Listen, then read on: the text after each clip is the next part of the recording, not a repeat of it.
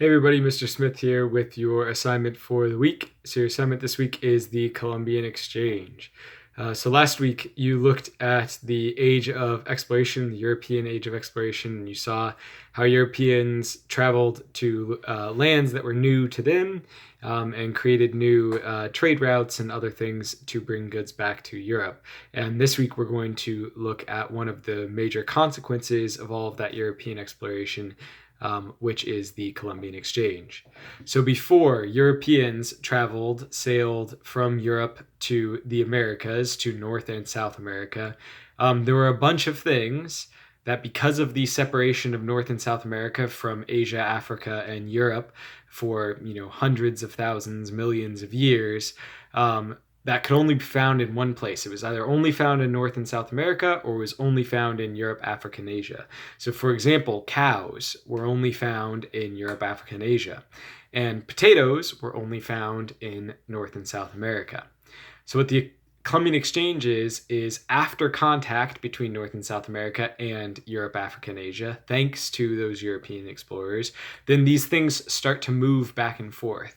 So cows end up moving from Europe, Africa, and Asia to North and South America, where today the United States and Argentina are actually the number one and number two countries in the world for population of cows, even though cows had never been in North and South America before the age of exploration.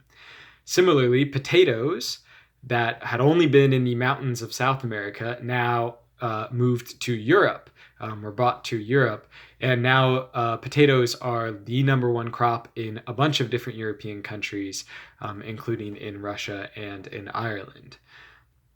So that's the Columbian Exchange. The Columbian Exchange is these things that could only be found in one place, either the Old World, which is Europe, Africa, and Asia, or the New World, which is North and South America, and those things going back and forth. One of the most consequential things that was a part of the Columbian Exchange was diseases. So they had all these diseases in Europe and Asia in particular that had grown out of herd animals, had grown out of cows and pigs in particular, but also chickens. That's where you get chicken pox, for example, and only existed in Europe and in Asia, where they had those herd animals, where they had cows and where they had pigs and where they had horses and other herd animals. And so they didn't exist in North and South America at all. And when European explorers came to North and South America, some of their sailors were sick with these diseases and they spread them to the natives living in North and South America.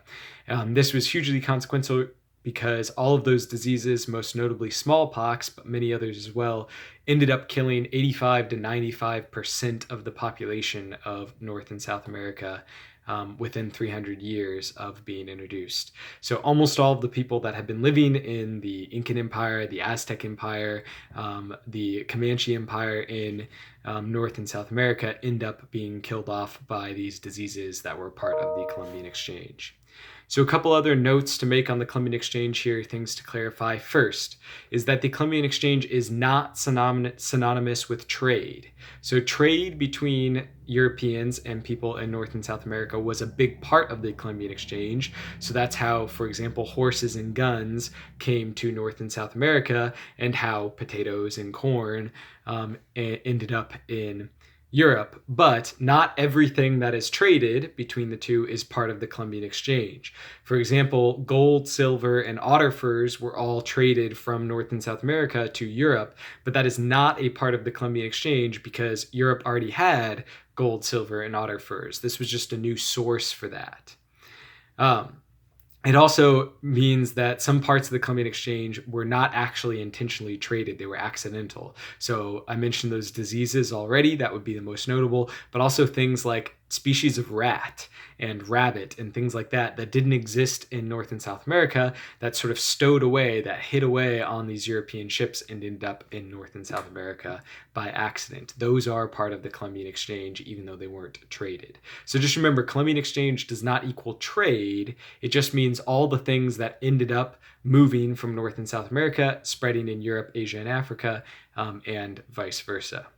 So what your assignment is this week, you should open the reading that is linked below here, and then also open the document that is linked below, and you're going to use the readings to fill out the documents. It's going to ask you to give 4 bullet points from the reading about diseases, 4 bullet points from the reading about animals, 4 bullet points from the reading about plants. So make sure you do those readings and try to pick out the 4 most important things from each of those readings.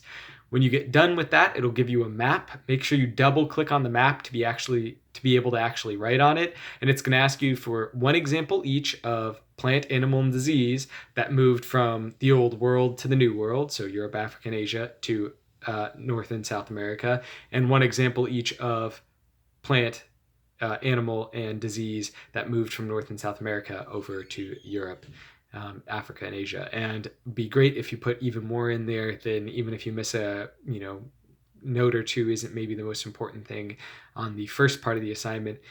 If you do a great job of putting extra examples on that map, then I'll be a little bit more lenient with the grading. So that's your assignment for this week. As always, if you have problems, if you have questions, then email me or drop into office hours.